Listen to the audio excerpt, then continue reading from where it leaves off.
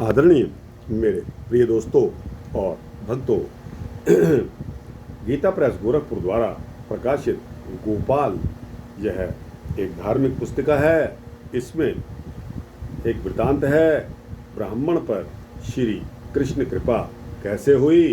दोस्तों, ब्राह्मण पर कृष्ण कृपा का यह वृतांत लगभग 5-6 मिनट का होने वाला है। आपसे विनती है कि श्री कृष्ण की कृपा वैसे तो सभी पर होती है, लेकिन दोस्तों इस किताब के अनुसार एक ब्राह्मण पर श्री कृष्ण ने कैसे कृपा करी आपके समक्ष रख रहा हूँ।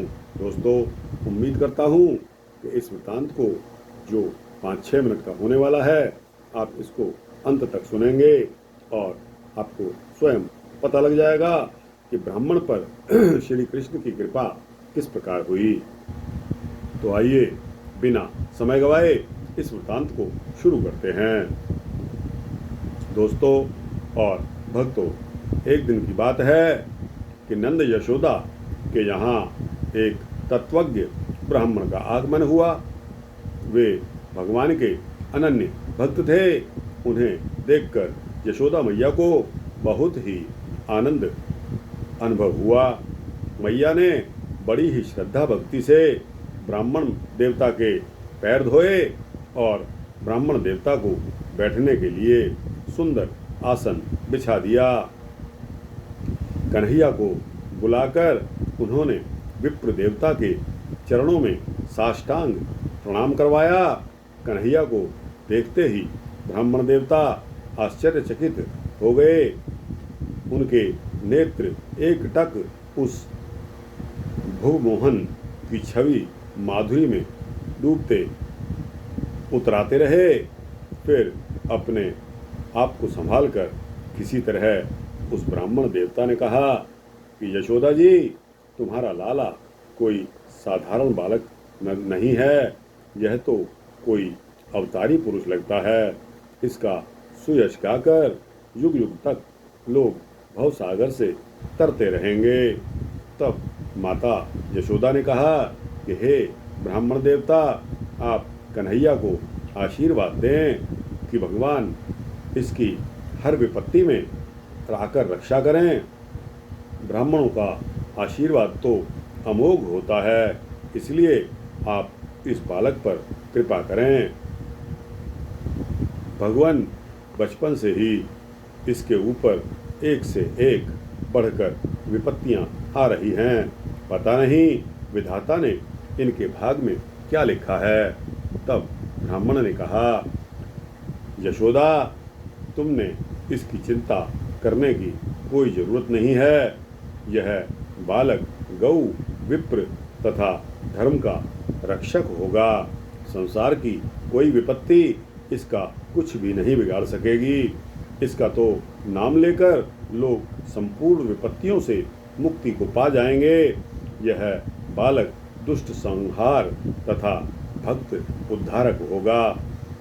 कुशलोपरांत यशोदा ने कहा, भगवान, आप जो भी प्रसाद पाना चाहें बना लें, मैं आपके इच्छा के अनुसार व्यवस्था कर दूंगी। कुशल पूछने के पश्चात माता यशोदा ने कहा कि हे भगवान, आप जो भी प्रसाद पाना चाहें बना लें, मैं आपके इच्छा के अनुसार आपकी व्यवस्था कर दूंगी।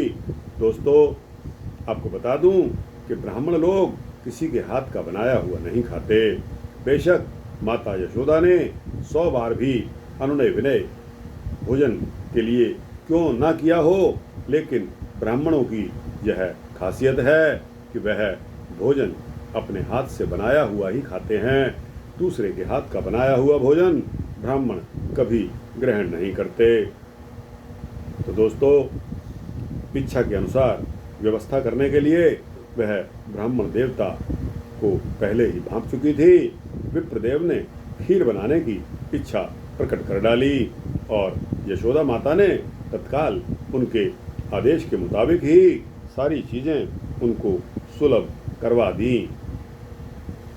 ब्राह्मण ने भगवान का स्मरण करते हुए बड़े ही प्रेम से भोजन यानी कि खीर को बनाया, भोजन थाल में निकालकर भगवान का ध्यान करते हुए ब्राह्मण देवता कहने लगे कि हे प्रभु, आप प्रसाद स्वीकार करें। फिर आंखें खोलकर देखते हैं कि श्याम सुंदर उनके समक्ष बैठकर बड़े ही प्रेम से खीर का भोग लगा रहे हैं।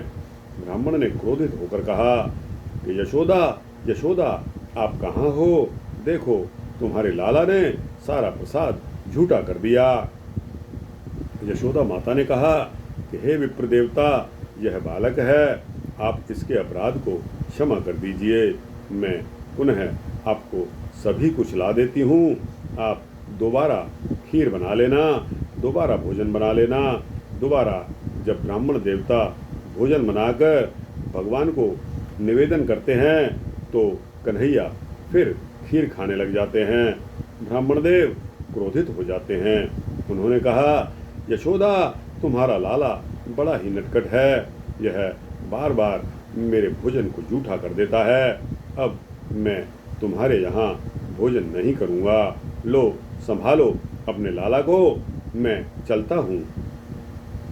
दोस्तों, बड़ा गंभीर माहौल हो जाता है कि एक आगंतुक, एक मेहमान जो नाराज होकर जा रहा है, उस समय आप सोचिए कि क्या स्थिति होती है। माता यशोदा ने बहुत ही अनुनय विनय करके विप्र देवता को मना लिया और कन्हैया को डांटते हुए, फटकारते हुए कहा कि कान्हा, तू क्या चाहता है? अतिथि हमारे घर से क्या बिना भोजन लौट जाएं? तब कन्हैया ने कहा कि हे माता, इसमें मेरा क्या दोष है? मेरा कोई दोष नहीं है। ये बार बार भोग लगाकर मुझे बुलाते हैं और जब मैं प्रसाद पाने लग जाता हूँ तो ये ब्राह्मण देवता नाराज हो जाते हैं। ब्राह्मण देव भक्त तो थे ही, वे प्रभु को पहचान गए और प्रभु के चरणों में उन्होंने सिर को नवा दिया और कहा कि हे प्रभु, मुझे क्षमा करना, मैं आपको पहचान नहीं सका। यशोदा माता अवाक होकर देखती रह जाती हैं कि यह क्या कौतुक है। तो दोस्तों, सच्चाई ये है कि ब्राह्मण देवता के मन में पहले तो आजमाने की एक कोशिश थी और जब वह कोशिश नाकाम हो गई, यानी कि ब्राह्मण देवता भगवान को भोग लगा रहे थे और भगवान स्वयं वहीं खड़े थे।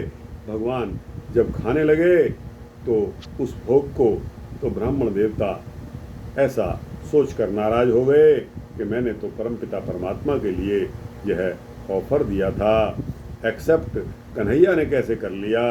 यहाँ तो कॉन्ट्रैक्ट दूसरी जगह जाकर कंप्लीट होता नज़र आता है। तो दोस्तों, उस कॉन्ट्रैक्ट को वहाँ ब्राह्मण देवता ने दूसरी बार में वो समझ गए और नाराज होने का उनका कारण क्या था? वो तो भगवान कृष्ण की, कन्हैया की प्रतीक्षा और परीक्षा ले रहे थे। तो दोस्तों, यह वृत्तांत आपको किस तरह लगा? ब्राह्मण पर कृष्ण कृपा कैसे हुई? क्यों ब्राह्मण कृपा? ब्राह्मण क्यों भगवान को भोग लगाना चाहता था? और जब भगवान को भोग लगा ही रहा है तो कन्हैया को खाने में उसको क्या चिढ़ मची? यह सारा का सारा वृत्तांत ब्राह्मण देवता की समझ में आ गया और ब्राह्मण देवता पर प्रभु ने यह कृपा की कि उस ब्राह्मण देवता को भगवान के दर्शन हो गए और माता यशोदा सब कुछ देखकर एकदम से दंग रह गई। तो दोस्तों, यह वृत्तांत यहाँ समाप्त होता है। यह सूक्ष्म वृत्तांत आपको कैसा लगा? अच्छा लगा हो तो इसको लाइक और शेयर करते हुए अपने दोस्तों, भक्तों, मित्रों, जिज्ञासुओं तक पहुँचाना। कमेंट सेक्शन में अपना कमेंट अवश्य देना। दोस्तों, आपके कमेंट, आपकी राय मेरे लिए बहुमूल्य है। आपकी राय के अनुसार मैं अपने वीडियो को चेंज कर लेता हूँ, उसको बदल देता हूँ, इसलिए कि आपको पसंद आए। और दोस्तों, इस चैनल को अगर आप सब्सक्राइब कर देंगे तो आपको इसी तरह के सूक्ष्म भक्ति वृत्तांत मिलते रहेंगे।